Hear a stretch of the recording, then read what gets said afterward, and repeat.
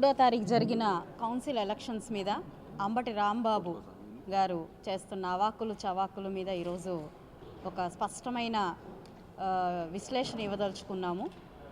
కూటమి నాయకులందరూ కలిసి వైసీపీ కార్పొరేటర్ని కొన్నారు, వారి ఇంటికి వెళ్ళి కండవాలు కప్పి ఇటువైపుకి లాక్కున్నారు, ప్రజాస్వామ్యాన్ని ఖూనీ చేశారు అని ఇలాగా వివిధ రకాలైన దుష్ప్రచారాలు చేస్తూ బురద జల్లే ప్రయత్నం మరొకసారి తెర మీదకు తీసుకురావడం జరిగింది. ప్రజాస్వామ్య ఖూనీ అని పెద్ద పెద్ద మాటలు మాట్లాడుతున్న వైసీపీ నాయకులు ప్రజాస్వామ్యం అంటే ఏంటో తెలుసో లేదో, మరి గడిచిన 5 సంవత్సరాలుగా ఈ ప్రజాస్వామ్యాన్ని ఏం చేశారు, ఇవన్నీ ఒక్కసారి విశ్లేషించుకోవాల్సిన అవసరం ఉంది. కొనుగోలు చేస్తున్నారు, లాక్కుంటున్నారు, బెదిరిస్తున్నారు అని ఇలాగా వివిధ రకాలైన మాటలతో వారిని వారు మభ్యపెట్టుకుంటూ ప్రజల్ని మభ్యపెట్టాలి అనే ఒక ప్రయత్నం ఏదో చేస్తూ ఉన్నారు. గడిచిన 7 నెలల నుంచి మనం కూటమి ప్రభుత్వం యొక్క పనితీరును చూస్తూ ఉన్నాము. ప్రజలకి ఏ రకమైన సంక్షేమ కార్యక్రమాలను చేస్తూ ఇటు అభివృద్ధిని చేస్తూ, అదేవిధంగా 4 సంవత్సరాలుగా తల మీద మనకి అప్పుల భారాన్ని ఉంచిన అప్పుల్ని తీరుస్తా కూటమి ప్రభుత్వం ముందుకు వెళ్ళిపోతున్న క్రమంలో, ప్రజలందరూ ఎంతో హర్షం వ్యక్తం చేస్తున్న క్రమంలో ప్రతి ఒక్కరూ ఈ యొక్క కూటమి ప్రభుత్వానికి ఆకర్షించి ఇటువైపు వచ్చేయాలి. ప్రజలకి దగ్గరగా ఉన్న ప్రతి ఒక్క కార్పొరేటరు ఈరోజు ఎన్డీఏ కూటమికి ఆకర్షితులై వస్తున్న క్రమంలో ఈ యొక్క బురద జల్లే ప్రయత్నం అనేది ఎంతవరకు కరెక్ట్ అనేది ప్రతి ఒక్కరూ అర్థం చేసుకోవాల్సిన టైం ఇది. ఈరోజు ఒక అవకాశం వచ్చింది, మళ్ళీ మనం బురద జల్లొచ్చు అనే ఒక ప్రయత్నం చేస్తూ ఉన్నారు. ఇది ఒక ఆయుధంగా ఫస్ట్ నుంచి కూడా అటు జగన్మోహన్ రెడ్డి గారి దగ్గర నుంచి ఇటు వారి కిందున్న ప్రతి స్థాయి లీడర్ వరకు కూడా ఇదే ఒక కార్యక్రమాన్ని చేపడతా వస్తూ ఉన్నారు. దీనికి ఎంత మాత్రం అంగీకరించేది లేదు, ఉపేక్షించేది లేదు. ఇలాంటి బురద జల్లే ప్రయత్నాలు చేస్తే మరొకసారి చాలా ఘాటుగా వ్యాఖ్యానించాల్సి వస్తుంది. డబ్బులు ఇచ్చి కొనుగోలు చేస్తున్నారు అనే అంత కర్మ ఇక్కడ కూటమి ప్రభుత్వంకి అసలు పట్టలేదు.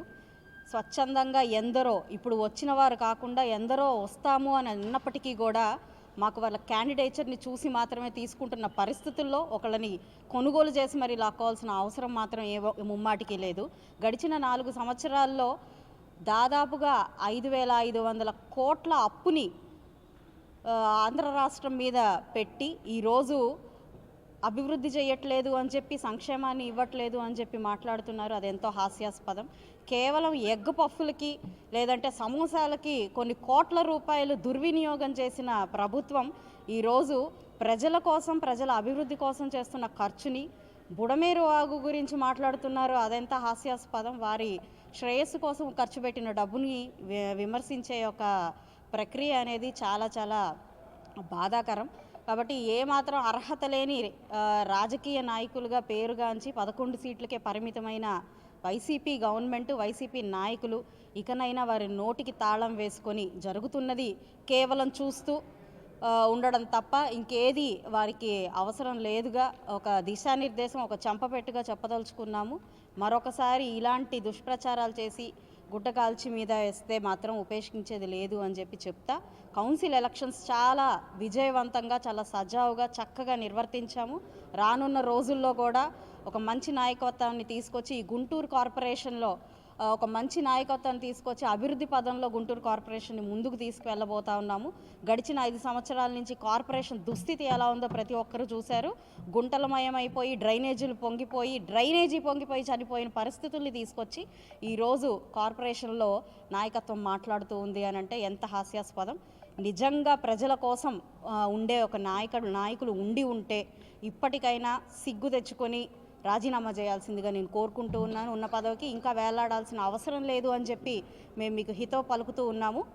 కాబట్టి మీరు పెద్దరికంగా మాట్లాడే ఈ మాటలన్నింటినీ కట్టిపెట్టి ఇక మీరు జరుగుతున్న అభివృద్ధిని చూసి నోటి మీద వేలేసుకోండి. లేకపోతే రానున్న రోజుల్లో ఈ యొక్క 11 సీట్లకు కూడా మీరు అర్హత లేకుండా పోతారు. అసలు వైసీపీ ప్రభుత్వం అనేదే లేకుండా పోతుంది. కాబట్టి మీరు ప్రజలు ఇవన్నీ గమనిస్తూ ఉన్నారు. ఏమి మాట్లాడుతున్నారు, ఏం అబద్ధాలు మాట్లాడుతున్నారు అన్నది కూడా గమనిస్తూ ఉన్నారు. ఎంత అభివృద్ధి జరుగుతుందో అన్నది గమనిస్తున్నారు.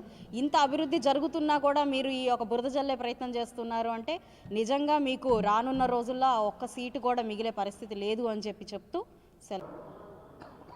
నిన్న గుంటూరు నగరపాలక సంస్థ స్టాండింగ్ కమిటీ సభ్యుల ఎన్నికలు జరిగినాయి. ఎన్నికల్లో పోటీ చేసినటువంటి కూటమికి సంబంధించినటువంటి 6 అభ్యర్థులను కార్పొరేటర్లు ఎన్నుకోవడం జరిగింది. 12 మంది పోటీ చేస్తే 6 గెలిస్తే అది అప్రజాస్వామికం అని చెప్పి మాట్లాడడం చాలా విడ్డూరంగా ఉంది. ఈరోజు నిజంగా చెప్తే ప్రజాస్వామ్యానికి ప్రతిబింబంగా నిన్నటి ఎన్నికలు ఉన్నటువంటి పరిస్థితులు. ఎందుకంటే గత 5 సంవత్సరాల్లో ఇదే స్థాయి సంఘం ఏదైతే స్టాండింగ్ కమిటీకి సంబంధించినటువంటి ఎన్నికలు ఎమ్మెల్యే కార్యాలయంలో లేకపోతే జిల్లా పార్టీ కార్యాలయంలో వైసీపీ నాయకులు రాసి ఇచ్చినటువంటి పేర్లు మాత్రమే స్టాండింగ్ కమిటీలో ఉండేవి. ఈరోజు పారదర్శకంగా కార్పొరేటర్లందరూ కూడా పాల్గొని ఎన్నికలు నిర్వహించి ఎన్నికల ద్వారా గెలుపొందినటువంటి వాళ్ళని ఈ విధంగా మాట్లాడేటువంటి మనస్తత్వం అంబటి రాంబాబు గారికి చెల్లదని చెప్పి ఈ సందర్భంగా తెలియజేస్తా ఉన్నా.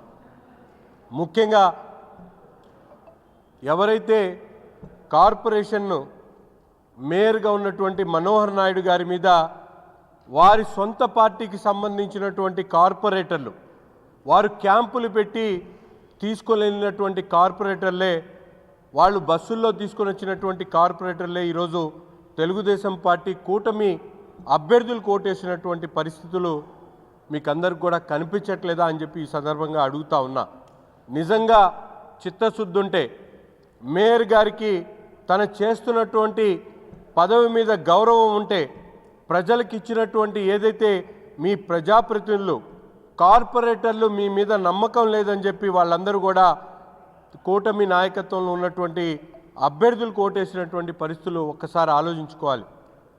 గొప్ప గొప్ప మాటలు చెప్పేటువంటి అంబటి రాంబాబు గారు నిజంగా మీకు ఏమాత్రం చిత్తశుద్ధి ఉంటే మీరు వెంటనే రాజీనామా చేసి ఎన్నికలకు దగ్గరికి రండి అని చెప్పి మేము ఈ సందర్భంగా సవాల్ విసురుతా ఉన్నాం. నిజంగా అంబటి రాంబాబు గారు మీడియా సమావేశంలో మీరు ప్రత్యక్షంగా చూస్తూ ఉంటే మీరు కానీ మీ మేయర్ గారు కానీ మీకు సంబంధించినటువంటి నాయకులు ఎవరైనా చిత్తశుద్ధి ఉంటే రేపో మాపో రాజీనామా చేసి మేయర్ పదవికి ప్రజల దగ్గరకు వచ్చి ప్రజాప్రతినిధుల దగ్గరకు వచ్చి ఎన్నికలకు మేము సిద్ధం అని చెప్పి బహిరంగ చర్చకు మీరు రావాలని చెప్పి మేము కోరుతా ఉన్నాం. ఎందుకంటే గత 5 సంవత్సరాల్లో నగరాన్ని నరక పాలన చూపించినటువంటి పరిస్థితులు ప్రజలు ఇప్పటికి కూడా మర్చిపోలేకపోతా ఉన్నారు. ఏ ఒక్క అభివృద్ధి ప్రణాళిక లేదు, చేపట్టవలసినటువంటి కార్యక్రమాలు లేవు, దాచుకోవడం తప్ప వేరే ఆలోచన చేయనటువంటి పరిస్థితులు ఈరోజు కూడా కనిపిస్తూ ఉన్నాయి. గాంధీ పార్కులో కానీ వీరు చేసినటువంటి కుంభకోణాలు ఒక్కొక్కటి బయటకు వస్తూ ఉన్నాయి. మీరు మీ కుటుంబ సభ్యులు ఏదైతే కట్టినటువంటి అక్రమ కట్టడాల గురించి కూడా తొందరగా వెలుగులో వస్తాయని చెప్పి ఈ సందర్భంగా హెచ్చరిస్తూ ఉన్నాం. మిమ్మల్ని ఎక్కడ వదిలిపెట్టేది లేదు. మీరు చేసినట్టు తప్పులు ప్రతి ఒక్కటి కూడా ప్రజా కోర్టును నిలదీస్తాం. మీరు ఈరోజు అధికారం పోయిన తర్వాత మీరు చేసేటువంటి వ్యాఖ్యలు చాలా బాధాకరం. ఈరోజు అవిశ్వాస తీర్మానం పెట్టాం అంటే దీనికి కారణం ప్రజల్లో కానీ ప్రజాప్రతినిధుల్లో మీ మీద విశ్వాసం లేకపోవడం. మీ మీద ఉన్నటువంటి అవినీతి మరకలను తుడుచుకునేటువంటి కార్యక్రమం చేయండి. మీరు ఒక పార్టీకి సంబంధించినటువంటి అధ్యక్షుడిగా వెంటనే మీ మీద వచ్చినటువంటి ఏదైతే ఆరోపణలు ఉన్నాయో దాన్ని ప్రజలకు సమాధానం చెప్పండి అని చెప్పి కూడా ఈ సందర్భంగా తెలియజేస్తూ ఉన్నాం.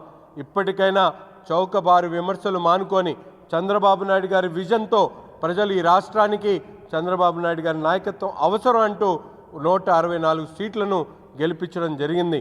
పక్కనున్నటువంటి అమరావతి అభివృద్ధి కానీ ఈరోజు రాష్ట్రంలో 7 నెలల్లోనే ఏ విధంగా అభివృద్ధి పరిగెత్తా ఉంటుందో ప్రజలు చూస్తూ ఉన్నారు.